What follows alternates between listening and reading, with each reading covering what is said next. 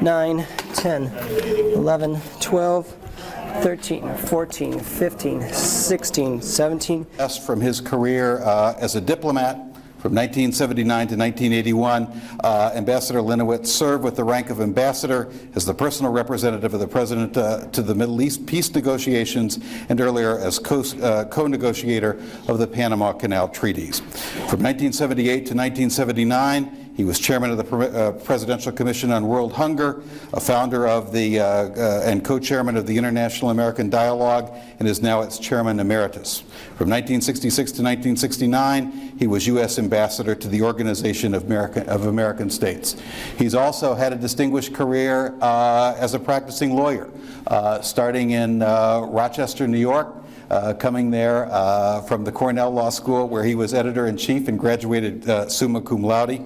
More recently, he's been with the international law firm of Couder Brothers, and until 1974, and having served there as senior partner from 1969 to 1983.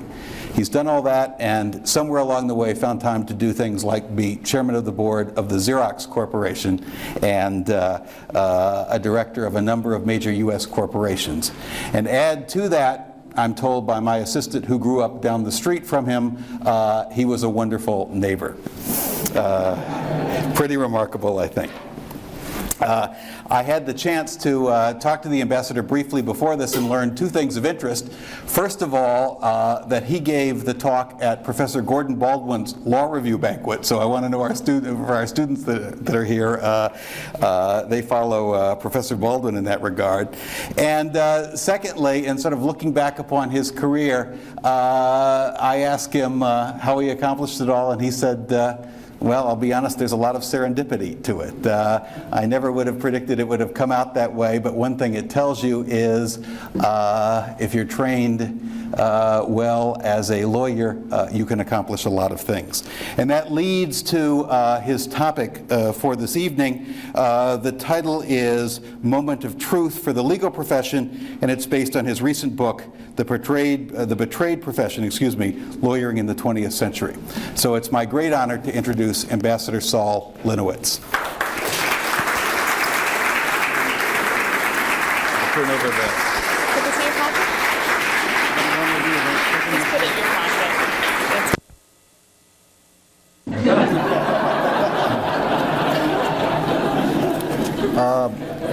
pocket. So you can see my appreciation is truly profound, and I want you to know that it's a rare moment when you can come and sit relaxed hoping that the right things will say, and they work out that way.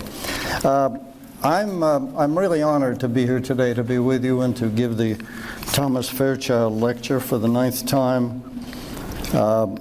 I did not know Judge Fairchild personally, but I've long known of him and admired his contributions on the bench and at the bar, and the honor he brought to his profession. I can certainly understand why the University of Wisconsin takes pride in the accomplishments of this great member of our profession as a graduate of its law school. But I ought to tell you, and Judge Fairchild and I were discussing this just a few minutes ago, you ought to know that before he came to Wisconsin, he got his A.B. degree from Cornell University, where I've been a trustee for over 30 years. So I hope you will let me claim on behalf of Cornell, at least a part of him, and to share in the pride in what he has done. I know that Judge Fairchild has always worn his title lawyer proudly, with dignity, and he recognizes full well the challenges to our profession today. I also believe he would encourage us to face these problems realistically and frontally, and that's what I propose to do this afternoon. You don't need me to tell you that lawyers are today viewed with distrust, dislike, and suspicion in too many places. There's a widespread public impression that the practice of law has become a hustling, money-grabbing, profit-maximizing occupation rather than an admired profession. This has brought into question the intention, the integrity, and indeed the value of lawyers generally. Lawyer bashing has become a popular indoor and outdoor sport, and lawyer jokes can be comfortably relied upon to evoke loud guffaws and applause. Now, when I was young, I found attacks on lawyers, and there were some, irritating but not disturbing, because I was certain of my respect as well as my love for my profession. And I was confident that whatever misbehavior there might exist in the bar was at its lower depths, that its leadership was ethically as well as intellectually admirable. In recent years, however, through experience as well as observation, I've lost some of that confidence and even some of my respect, but not my love for my profession. How did all this happen? How did we get to the point where to acknowledge that you are a lawyer is to invite scoffing and derision? I think the answer is very simple. Too many lawyers have forgotten who and what we are supposed to be. Too many fail to remember that in entering the profession, lawyers assume certain responsibilities and obligations which are an integral part of our calling. That lawyers are officers of the court precisely because they are vested with important rights and authority under our system of law and justice. The right to summon, the right to direct, the right to impose. Not because lawyers have an inherent right to do so, but because these significant privileges have been granted to us in exchange for lawyers undertaking to fulfill important responsibilities in our society. When I entered the legal profession well over a half-century ago, a lawyer was a member of an esteemed and honored profession. Becoming a lawyer meant joining a helping profession, one which dealt with the problems of people and did so sensitively and effectively. Lawyers regarded themselves as charged with a public trust, committed to strengthening our system of law and justice. As a young lawyer, I had the exhilarating experience of dealing with human problems on a human scale. I learned the deep satisfaction of helping to solve a problem or settle a dispute among people. I knew the fulfillment of having men and women who had entered my office in panic and distress leave it grateful and with peace of mind. I came to understand that human relations is the stuff of which law is made, that no lawyer worth his salt can practice his calling impersonally, that to be a lawyer in the real and deep sense of the word is to concern yourself with people and with the things which bring people together or drive them apart, that being a real lawyer means knowing how to work with those you would serve. The law was for me, in other words, truly a human profession. Over the years, however, something seriously disturbing has been happening to our profession. Increasingly, law has become a business rather than a profession. In too many law firms, a computer has become the managing partner. Law firms are ruled by hourly rates, timesheets, and electronic devices. We have seen an increase in technological expertise and a corresponding diminution in the human side of law practice. Lawyers are making more and achieving less, and in the process, I am afraid, we have lost a great deal of what we were meant to be. Now, I'm not saying anything new here.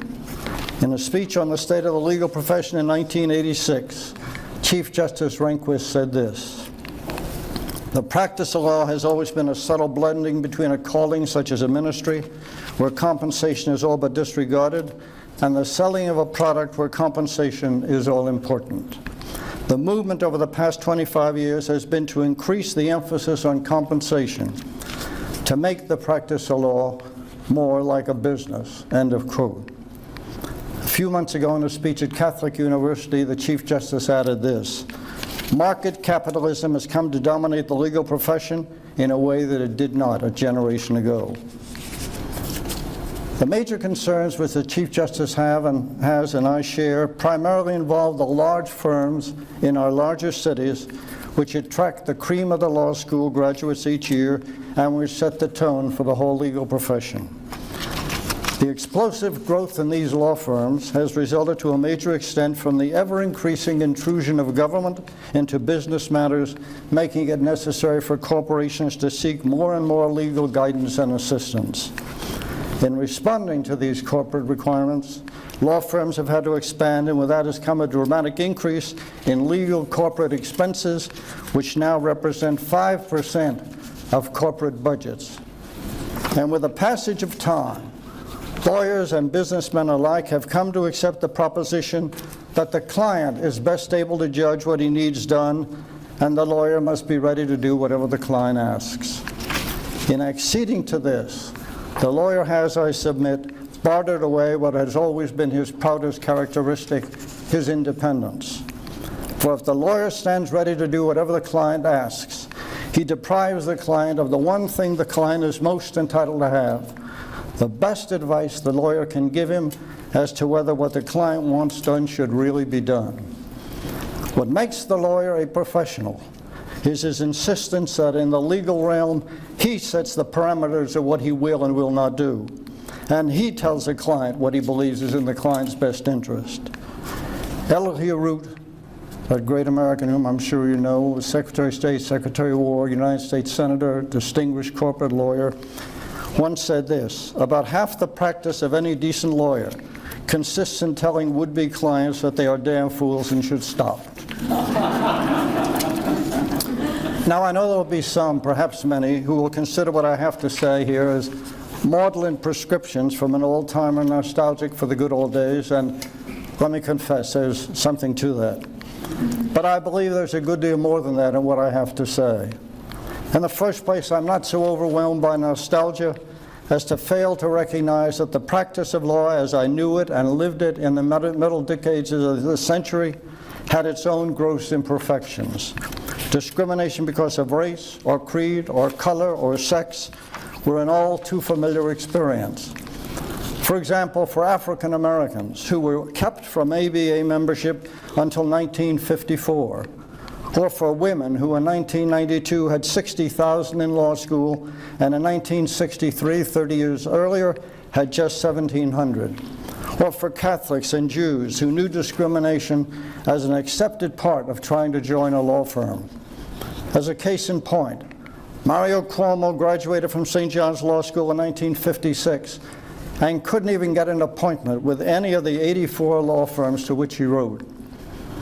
Or consider Leon Higginbottom, later Chief Judge of the United States Court of Appeals for the Third Circuit, who graduated from Yale Law School in 1939 and was told by an alumni representative in Philadelphia that he could recommend him, quote, only to two colored lawyers, end quote. So thinking back over half a century, I must temper my enthusiasm for the past with the recognition that in more recent years, has come substantial progress in overcoming indefensible bigotry in our profession. And the bar can properly take pride in the progress thus far made. But it is my deep conviction that lawyers can and should do more, that they can lead the way to a more ethical America. I believe Elihu Root once again had it exactly right when he said to a client, "The law lets you do it, but don't. It's a rotten thing to do." So when I talk about putting a stop to much of what is going on in the practice of law today, I am echoing Elihu Root's words, urging lawyers to know when to say, "The law lets you do it, but don't. It's a rotten thing to do." And when I talk about restoring the status and the dignity of the bar, I believe I'm being at least as practical as idealistic. For as a practical matter, I believe neither clients nor the political public will continue to accept what many Americans deplore in the practice of law today. An acceptance of the proposition that law is a business will inevitably lead to the kind of government regulation that is imposed on other businesses, only more so because of the lawyer's impositional powers. What I am saying is that if lawyers cannot by themselves reestablish a climate of professionalism, then government will set the parameters of our behavior. I believe that the pressing need, is for lawyers to recognize that there must be more that we can do to become once again the democratic aristocracy Alexis de Tocqueville found in our country. What should be done? Well, let me just use a couple of examples. First, let's talk about our law schools, where it all starts. In 1993, there were 176 law schools in our country with enrollment of almost 150,000. In almost all of these law schools, teaching is done by the Socratic method, and law students are taught, as we lawyers like to say, to think like a lawyer, to be ready and able to argue the case for either side of a controversy. But if you must be just as ready to take either side regardless of the merits, you're not going to spend a lot of time worrying about legal ethics or right and wrong. The Socratic method, in short, does not focus on justice or fairness or morality, but on conflict. So law schools have been experimenting with legal ethics courses, but the teaching has mostly been left to people for whom the life of the law has been logic and not experience. The heart of the matter is this, that the law schools must find a way to do a much better job of teaching legal ethics as an essential part of being a good lawyer. And our law firms must not only press them to do this, but must in their own offices set a standard of ethical behavior for the young people to follow. Unfortunately, too many of our law firms don't do this. Another major law school concern is, or ought to be, the educational background of law students today. The legal system of the Western world rests on a large body of philosophical, social, and literary history. It is important for young students to learn that history so they can be people of breadth and learning. It's important for lawyers to recognize that our system of law and justice grew out of our own past, and that we lawyers are the custodians and not the owners of that past, including our laws and institutions. Perhaps the best thing the law schools could do to improve the legal profession would be to launch a crusade to improve the liberal arts education of lawyers. Law students should be encouraged to take courses in science and philosophy and even psychiatry as part of their training. The leaders of the bar used to be people who believed that a lawyer should know accounting but needs philosophy, that for understanding the idea of a contract, anthropology is apt to be more valuable than case law, that you can often learn more about people from great novels than you can from studying the law books.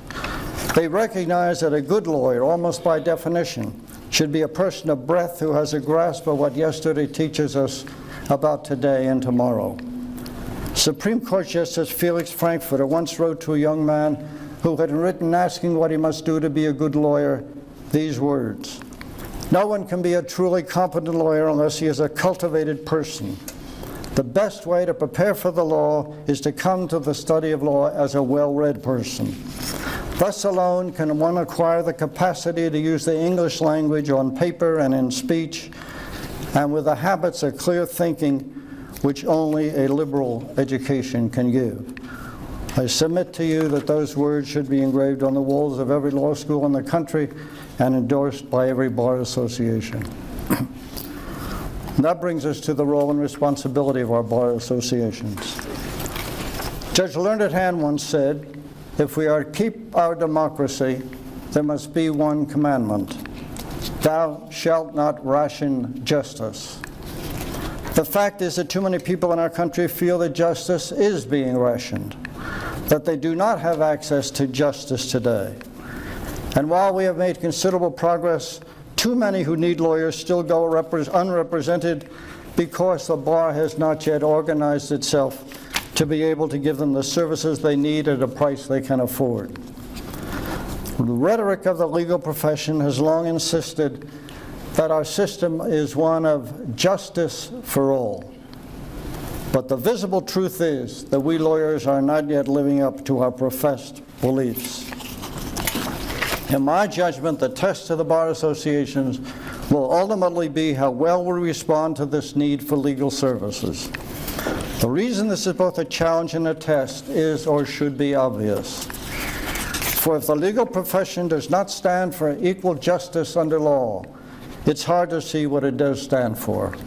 And I believe it is critical to the self-respect of the bar that every lawyer make some contribution of time or money to the cost of approaching the goal of equal justice for all.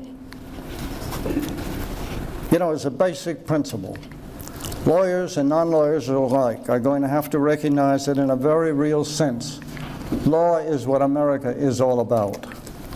In no other system of government do the law and the courts play so large a role. No other country has so many lawyers, and in no other country do lawyers have so much influence. Elsewhere, the totem of a society is a crown or a mausoleum or a spot of sacred land. In the United States, It's a document under glass at the National Archives, and the greatest responsibility to assure that that document remains alive and strong rests with us lawyers. The most frightening measure of what the legal profession has lost over the years is that most Americans don't even remember the faith and the trust this society once placed in its lawyers. If Alexis de Tocqueville came to America today to study its laws and customs, he would never come up with the idea that lawyers were the country's natural aristocrats. Who's responsible for that? Lawyers blame the law schools, and law schools blame the lawyers, and judges blame the lawyers, and the lawyers say their clients made them do it, and still others blame the culture itself. Why, they say, single out lawyers for the loss of ethical fiber at a time when ethical decline is so widespread? I think the answer is simple. Because lawyers are supposed to be the custodians of a community's legal and ethical sense. To a significant extent, the loss of self-respect in the profession and the loss of public respect both reflect the failure of our schools to convey to the young that what law and lawyers have meant in the history of our country. If the profession wishes to retain its privileges, lawyers, above all others, must understand why we have been granted exclusive access to the judicial processes of government and why the public has a right to expect that lawyers will be vigilant not only on behalf of their clients, but also to protect the rule of law, which is there for all of us. Our goal must be that all Americans come to understand the tone and climate of our legal rules of fair play. The reason self-incrimination under oath is odious, the difference between evidence one may feel is good enough in deciding whether to buy this car rather than that one, and evidence that is good enough to place the weight of law on one side of a party to a dispute rather than the other. We need a widespread understanding of the forces that have shaped and nourished our legal system. Professor Paul Freund of Harvard once wrote, "Law is probably the most neglected phase of our culture in the liberal arts curriculum." He was right, and there's much we can do. We teach our youngsters American history now in the 5th, 8th, and 11th grades in our schools, and most college students take a year's course in the subject. At each level appropriate to the sophistication of the students, it should be possible to develop courses on law in our history. This is a job which can be done and done well by lawyers and teachers and others working together. Of all the projects to bolster our faltering legal system, this is probably the one that could be put on the rails most quickly. We could, in a few years, be introducing millions of young people to educational materials that would make better citizens of all of them and better lawyers of those who want to study law.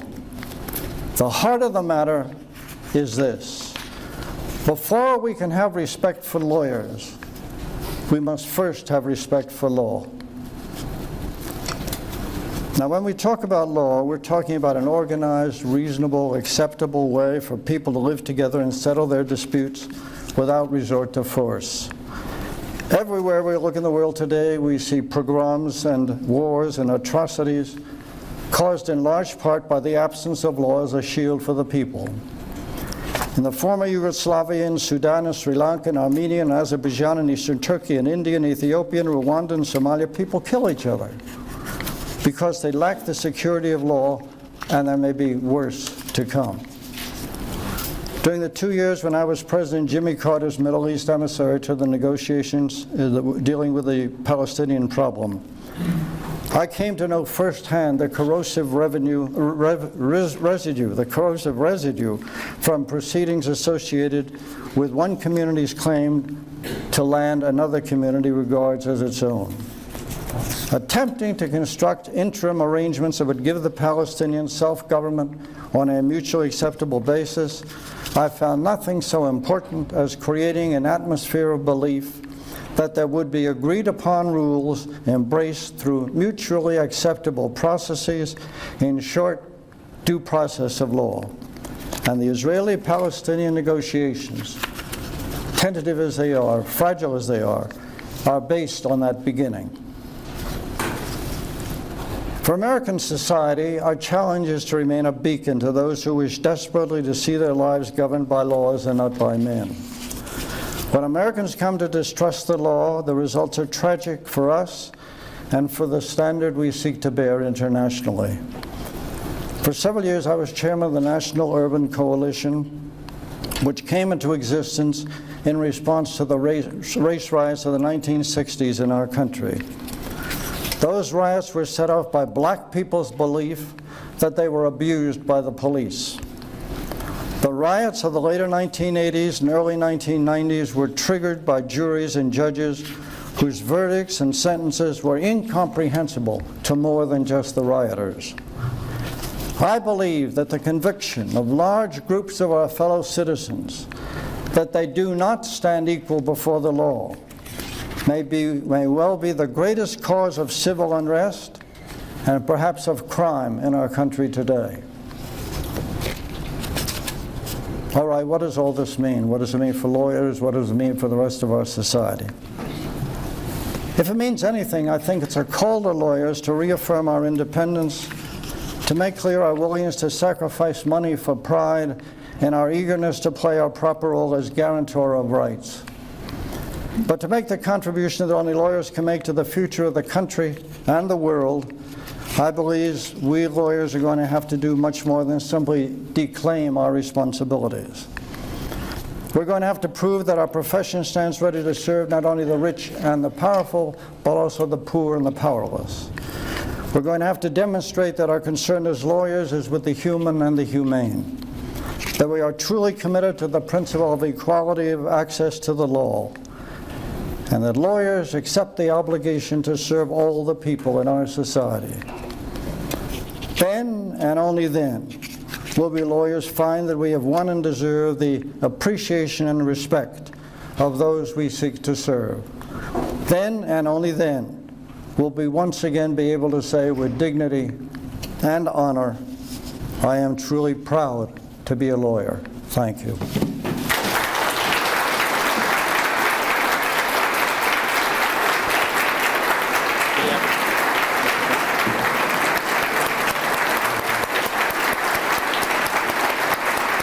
Well, I'm going to give you something here, so stay up for a second. Okay. Thank you. Thank you very much. You know, Ambassador, with everything you've accomplished at every place you've been, we sort of struggled long and hard to think of what one thing you might not have that we could give you as a memento of your visit. And we came up with a piece of wood shaped like a gargoyle. What do you think? Just what I wanted. Just what you wanted. Actually, this is the symbol of the law school. It comes from our original building. You can see it's the real thing out in the atrium there. But it's inscribed 1997 Thomas E. Fairchild Lecturer, Solem Linowitz from the University of Wisconsin Law School. So with our thanks. If Judge Fairchild doesn't mind, I don't. And we'll ship this to you so you don't have to put it on. But thank you very much.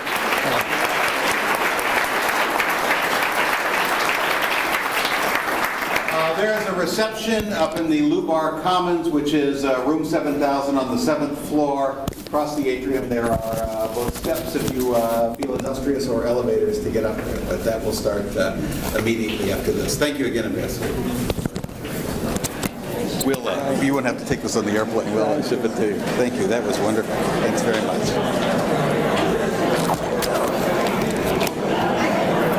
That's very one I can use. It makes a wonderful bookend. Let me tell you, I've got one.